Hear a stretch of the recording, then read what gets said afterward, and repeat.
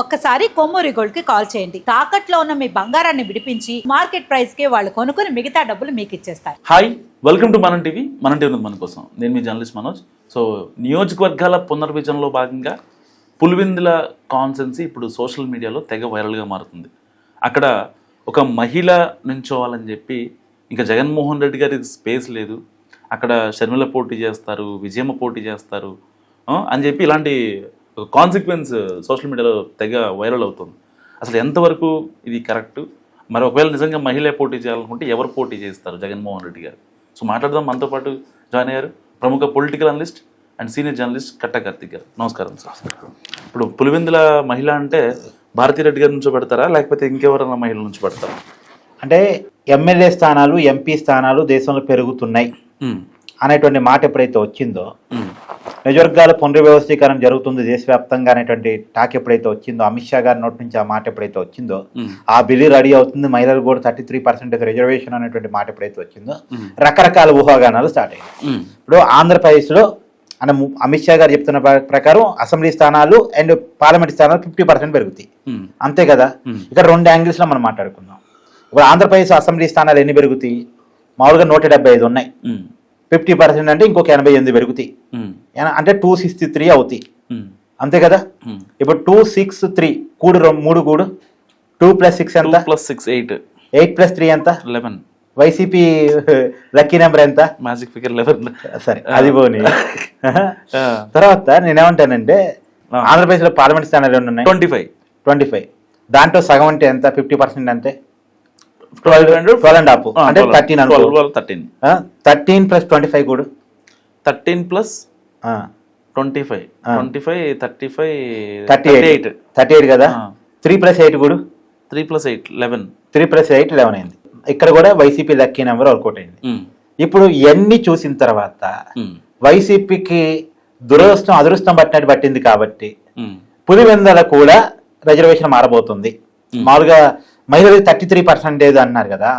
So మహిళలకు 33 reservation అంటే మొత్తం 263 స్థానాలు అయితే ఈ 263 స్థానాల్లో 33% మహిళలకే సీట్ ఇవ్వబోతున్నారు. అంటే జనరల్ స్థానాల్లో చాలా, రిజర్వేషన్ స్థానాల్లో కూడా 33% మహిళలకు వెళ్ళబోతూ ఉన్నాయి. ఇప్పుడు ఈ పులివెందుల మహిళా రిజర్వేషన్ కిందకి వెళ్ళబోతుంది అనేటువంటి ప్రచారం స్టార్ట్ అయింది. అయితే ఇక్కడ ఒక విషయం ఏంటంటే కొన్ని రకాలుగా మాట్లాడుతున్నారు. మహిళల ఓటర్ల సంఖ్య ఎక్కడైతే ఎక్కువ ఉందో ఆ స్థానాలని మహిళా రిజర్వేషన్ కింద కేటాయిస్తారు అని కొంతమంది ఏమో అసలు ఓటర్ల సంఖ్య కాదు, మొత్తం జనాభాలో మహిళల సంఖ్య ఎక్కువ ఉంటే ఆ నియోజకవర్గాన్ని మహిళ కింద లెక్కేస్తారు అనేటువంటిది కాదు. ఇవన్నీ కాదు. ఇంతవరకు డీలిమిటేషన్ కమిటీ డీలిమిటేషన్ కమిటీ వేసిన తర్వాత ఏ స్థానాలని రొటేషన్ పద్ధతిలో, అంటే ఇప్పుడు 2029 ఎన్నికల్లో కొన్ని 33% మహిళలకు రిజర్వేషన్ పోతాయి కదా. ఇప్పుడు మళ్ళీ 2034 ఎన్నికల్లో ఈ నియోజకవర్గాలు ఉండవు మహిళా రిజర్వేషన్, వేరే నియోజకవర్గాలకి పోతాయి. మళ్ళీ తర్వాత 2039 ఎన్నికలకి మళ్ళీ వేరే నియోజకవర్గాలకి పోతాయి. అంటే ఒకే నియోజకవర్గంలో మహిళా రిజర్వేషన్ ఉండదు. ఒకసారి ఒక నియోజకవర్గం ఉంటుంది, మరొకసారి మరొక నియోజకవర్గం ఉంటుంది, మరొకసారి మరొక నియోజకవర్గం ఉంటుంది. ఇది ఖచ్చితంగా మహిళల జనాభా ఎక్కువ ఉన్న చోట లేదు, మహిళా ఓటర్లు ఎక్కువ ఉన్న చోట కాదు, రొటేషన్ పద్ధతిలో చేస్తారు. ఈ రొటేషన్ పద్ధతిలో చేసే క్రమంలో పులివెందుల అసెంబ్లీ స్థానం కినక మహిళా రిజర్వేషన్ కిందకి వెళ్ళిపోతే జగన్మోహన్ రెడ్డి గారు పోటీ చేసే అవకాశం ఉండదు. వైసీపీ తరఫున కూడా ఒక మహిళా అభ్యర్థి పోటీ చేయాలి. సరే, ఇప్పటికే బయట నడుస్తున్న ప్రచారం ఏంటంటే వైఎస్ విజయమ్మ రెబర్గా పోటీ చేస్తారు, అంటే ఆమె ఇండిపెండెంట్ గా పోటీ చేస్తారు అనేటువంటి. అంటే వైసీపీ కింద కాకుండా, ఒకప్పుడు వైసీపీ ఎమ్మెల్యే పులివెందుల నుంచి, ఈసారి కూతురికి అన్యాయం చేస్తాడు.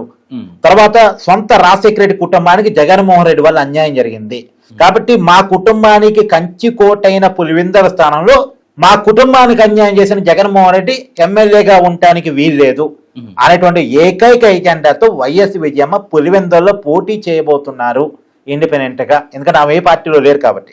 ఒకప్పుడు వైసీపీ గౌరవ అధ్యక్షురాలు, ఆ పోస్టు జగన్మోహన్ రెడ్డి గారు పీక్ పడేశారు కాబట్టి నన్ను రాజకీయాలు తీసుకొచ్చింది జగన్మోహన్ రెడ్డి, రాజకీయాల నుంచి వదిలేసి పక్కన నెట్టేసింది జగన్మోహన్ రెడ్డి కాబట్టి అందరికీ అన్యాయం చేశాడు, నాకు కూడా అన్యాయం జరిగింది. రాజశేఖర రెడ్డి సతీమణిగా నేను మా కుటుంబానికి జరిగిన అన్యాయానికి వ్యతిరేకంగా పోరాటం చేస్తున్నానని ఎన్నికల్లో నించుంటే, అప్పుడు ఒకవేళ వైసీపీ అది మహిళా సీట్ అనుకో, వైసీపీ నుంచి ఎవరు నిలబడాలి? ఇంకెవరు నిలబడ్డా సరే విజయమ్మే గెలిచింది. భారతీయ గారు నిలబడతారా? నిలబడ్డా సరే అది విజయమ్మకి అడ్వాంటేజ్. ఇంకెవరు నిలబడ్డా కానీ విజయమ్మ గారిని ఎదుర్కోవాలంటే ఒక జగన్మోహన్ రెడ్డి నిలబడాలి. జగన్మోహన్ రెడ్డి మైరా రిజర్వేషన్ అయితే నిలబడలేడు. ఒకవేళ మైరా రిజర్వేషన్ కాలేదనుకో అదృష్టం కొద్ది జగన్మోహన్ రెడ్డిగా నిలబడొచ్చు. ఇప్పుడు YS Vijayamma versus YS Jaganmohan Reddy పోటీ జరిగిందనుకో వైఎస్ కుటుంబ అభిమానుల ఓట్లు చీలిపోతాయి. ఈ 2 ఓట్లు ఇద్దరి మధ్య చీలిపోయినప్పుడు అవతల 3వ వ్యక్తికి అడ్వాంటేజ్ కావచ్చు. సరే పులివెందల జగన్మోహన్ రెడ్డి కంచి కోట అనుకోని ఒకవేళ జగన్మోహన్ రెడ్డి గెలుస్తాడు అనుకో, ఎగ్జాంపుల్ అనుకో. కానీ గెలవాలంటే విపరీతమైన ఫోకస్ పులివెందలమే చేయాలి. పులివెందలమే చేయాలి. ఎగ్జాంపుల్ వైఎస్ మామూలుగా జనంగా జరిగేది ఏంటంటే స్టేట్ ఎలక్షన్స్ లో జగన్మోహన్ రెడ్డి బిజీగా ఉంటాడు. అన్ని చోట్ల ప్రచారం చేయాలి కదా, ముఖ్యమంత్రి అభ్యర్థి కదా, అందరినీ గెలిపించుకునే బాధ్యత కూడా ఆయనది కదా పార్టీ అధినేతగా. కాబట్టి స్టేట్ వైడ్గా ప్రచార యాత్ర చేస్తూ ఉంటాడు. పులివెందుల మీద ఫోకస్ చేయడు. పులివెందుని అక్కడ లోకల్ నాయకులకు వదిలేస్తాడు. అంటే వైఎస్ అవినాష్ రెడ్డికి వాళ్ళకి వదిలేస్తాడు. ఇప్పుడు వైఎస్ అవినాష్ రెడ్డికి పులివెందుని వదిలేశారనుకో, విజయానికి వ్యతిరేకంగా అవినాష్ రెడ్డి ప్రచారం చేశారనుకో, అసలే అవినాష్ రెడ్డి వివేకానంద రెడ్డి గారి కేసులో అతను నిందితుడిగా ఉన్నాడు. అసలు నీ వల్లే కదా ఆ కుటుంబం చేరిందని జనం తిడతారు. ప్లస్ కాకపోతే మైనస్ అయింది వైఎస్ అవినాష్ రెడ్డి ప్రచారం పోతే. భారతీ గారిని ఒక జగన్మోహన్ రెడ్డి గారు ప్రచారాన్ని పంపించాడు తన తరపున. నీ వల్లే అమ్మ కుటుంబం చేరింది, వాళ్ళంతా తల్లి కొడుకు ఎంత బాగుండే వాళ్ళు, నీ వల్లే కుటుంబంలో విభేదాలు వచ్చాయని భారతీ గారు ప్రచారం పోయినా కూడా మైనస్ అయ్యే అవకాశం ఉంటుంది. సో అప్పుడు ఏం చేయాలి, జగన్మోహన్ రెడ్డి తన తరపు ప్రచారం చేసుకోవాలి, తానే పోయి ఓటు అడుక్కోవాలి. అవతల విజయం ఓటు అడుక్కుంటే జగన్మోహన్ రెడ్డి ఓటు అడగకుండా ఉండలేడుగా, లేకపోతే ఓడిపోతాడు. ఒకవేళ పులివెందుల మీద అప్పుడు జగన్మోహన్ రెడ్డి ఎక్కువ ఫోకస్ చేయాల్సి వచ్చింది అనుకో, స్టేట్ మీద ఫోకస్ తగ్గిపోయింది. అసలే 263 స్థానాలు, 175 కూడా కాదు, 263 మందికి ప్రచారం చేసుకోవాలి. ఈ 263 మందికి ప్రచారం చేసే బాధ్యత నుంచి జగన్మోహన్ రెడ్డి గారు స్కిప్ కావాలి పులివెందుల మీద ఫోకస్ చేయాలంటే. ఒకవేళ పులివెందుల మీద ఫోకస్ చేయకుండా స్టేట్ లో గెలవడం ఇంపార్టెంట్ కదా అని స్టేట్ మొత్తం తిరుగుతున్నాడు అనుకో, ఈ పులివెందులో జగన్మోహన్ రెడ్డి ఓడిపోయే ప్రమాదం ఉంటుంది. వైసీపీ గెలిచినా గెలవకపోయినా, అధికారం వచ్చినా రాకపోయినా జగన్మోహన్ రెడ్డి సొంత స్థానంలో ఓడిపోయారు అనుకో, పరుగుపోయినట్టేగా. ఎమ్మెల్యేగా జగన్మోహన్ రెడ్డి ఓడిపోతే నీకు ఇలాంటి సంఘటనలు ఉన్నాయా లేవు అంటే కూడా ఎగ్జాంపుల్ చెప్తా. ఇప్పుడు బెంగాల్లో మమతా బెనర్జీ పోయినసారి ఎన్నికల్లో ఓడిపోయారు. తృణమూల్ కాంగ్రెస్ పార్టీ అధికారంలోకి వచ్చింది, కానీ మమతా బెనర్జీ ఓడిపోయారు నందిగ్రామ్ నుంచి. తర్వాత ఏదో ఉప ఎన్నికల్లో పోటీ చేసి గెలవాల్సి వచ్చింది. రేపొద్దున జగన్మోహన్ రెడ్డి పులివెందులు ఓడిపోయిన అదే పరిస్థితి వస్తుంది. కాబట్టి ఇది జగన్మోహన్ రెడ్డి గారి రాజకీయ భవిష్యత్తుకి ఇప్పుడు పులివెందులు అనేది ఒక పెద్ద క్వశ్చన్ మార్క్గా ఉంది. ఒకటి మైరా రిజర్వేషన్ సీట్ అయితే అసలు జగన్మోహన్ రెడ్డి గారు పోటీ చేయడానికి కూడా అవకాశం ఉండదు. ఒకవేళ ఆల్టర్నేట్ ఎక్కడ పోటీ చేయాలంటే ఎక్కడ నుంచి చేసే అవకాశం ఉంటుంది జగన్మోహన్ రెడ్డి గారా? మేబీ కడప జిల్లాలో వేరే సీట్ ఏదైనా చూసుకుంటాడు, జమ్మల్ మడుగో ఇంకోటో ఏదో చూసుకుంటాడు. అంతేగాని ఇటు కృష్ణా జిల్లా, గుంటూరు జిల్లాలకి నా ఇల్లు కూడా అక్కడే ఉందని చెప్పి గతంలో ఆయన మాట్లాడారు కదా, అది గతం అయిపోయింది. ఏరియాలో అమరావతిని కిరి చేయడం ఫలితంగా జగన్మోహన్ రెడ్డి అసలు ఇప్పుడు కాదబ్బా 2014 ఎన్నికల్లో జగన్మోహన్ రెడ్డి గారికి కొంత సింపతి ఉన్న ఎన్నికల్లోనే వేరే చోట పోటీ చేయడం జగన్మోహన్ రెడ్డి భయపడ్డాడు.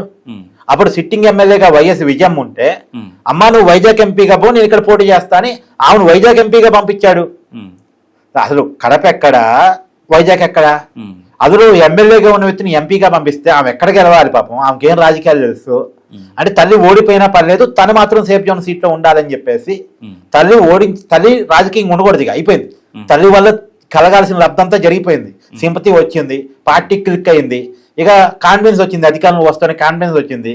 కాబట్టి విజయమ్మని వైజాగ్ ఎంపీగా పంపించి ఓడించాడు. తను మాత్రం సేఫ్ జోన్ సీట్ పులివెందులు. మామూలుగా నాయకుడు అనేవాడు ఎట్టుండాలి, రిస్క్ తీసుకోవాలి. ఇప్పుడు నారా లోకేష్ ఉన్నాడబ్బా, ఎప్పుడైనా మంగళగిరిలో టీడీపీ గెలిచిందా? లేదు. ఎప్పుడో 83 ఎన్నికల్లో గెలిచిందంటే 83, 85లో గెలిచిందండి. ఆ తర్వాత ఇప్పటి వరకు గెలిచింది లేదు. ఏదో అప్పుడేదో ఎన్టీఆర్ వేవ్లో గెలిచింది. తర్వాత ఎప్పుడు గెలవని సీట్లు. నారా లోకేష్ ఓడిపోయాడు 2019 ఎన్నికల్లో. ఓడిపోయిన చోట గెలవాలని ప్రత్యేక తీసుకొని పోటీ చేసి గెలిచాడు. నాయకుడికి ఆ రిస్క్ తీసుకునే దమ్ము ఉండాలి, ఆ కెపాసిటీ ఉండాలి. కానీ జగన్మోహన్ రెడ్డి గారిలో అది లేదు. దానివల్ల ఆ పులివెందులో తప్ప ఇంకెక్కడికి పోలేడు. పులివెందు రిజర్వేషన్ మారితేనేమో తప్పనిసరి పరిస్థితుల్లో ఇక వేరే చోట పోటీ చేస్తాడు. కానీ ఒకటి మాత్రం వాస్తవం, ఒకవేళ వైఎస్ విజయమ్మే పులివెందులో పోటీ చేస్తే జగన్మోహన్ రెడ్డి అవసరం పూజలు కూడా చేస్తాడు, రిజర్వేషన్ మైరా రిజర్వేషన్ కావాలని. ఎందుకంటే రేపొద్దున వైఎస్ విజయం అక్కడ నిలబడింది, ఇప్పుడు మైరా నిలబడాలి వైసీపీ తరఫున కూడా. ఎవరో ఒక్క నిలబెడతాడు, వైఎస్ విజయమ్మే గెలిచింది, నేను నిలబడకపోబట్టి వాళ్ళు గెలిచారు అనుకుంటాడు. అదే వైఎస్ విజయమ్మ తనమే పోటీ చేయాల్సి వచ్చింది అనుకో, అప్పుడు జనరల్ అయిందనుకో, జనరల్ కూడా మహిళ పోటీ చేయొచ్చు. అప్పుడు విజయమ్మ పోటీ చేసింది, జగన్మోహన్ రెడ్డి పోటీ చేయాల్సి వచ్చింది. అని పులివెందులోనే పోటీ చేయాలి, సిట్టింగ్ ఎమ్మెల్యే కదా, పోటీ చేశాడు వైసీపీ పార్టీ తరఫున. దాన్ని ఎదుర్కోవడం అంటే తల్లిని ఎదుర్కొని గెలుస్తున్నావు లేదో అనే భయం దానికంటే కూడా మారిపోవడం బెటర్ కదా.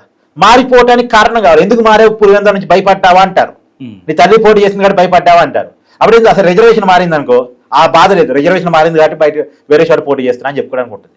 సో రిజర్వేషన్ మారాలని ముందు కోరుకునేది Jaganmohan Reddy. Yeah, thank you. So ఇది కార్తీక్ గారి అనాలిసిస్. మీరేమనుకుంటున్నారో మీకు ఏమైనా డౌట్స్ ఉంటే మస్తు కామెంట్ చేయండి. చూస్తున్నాండి మనం టీవీ.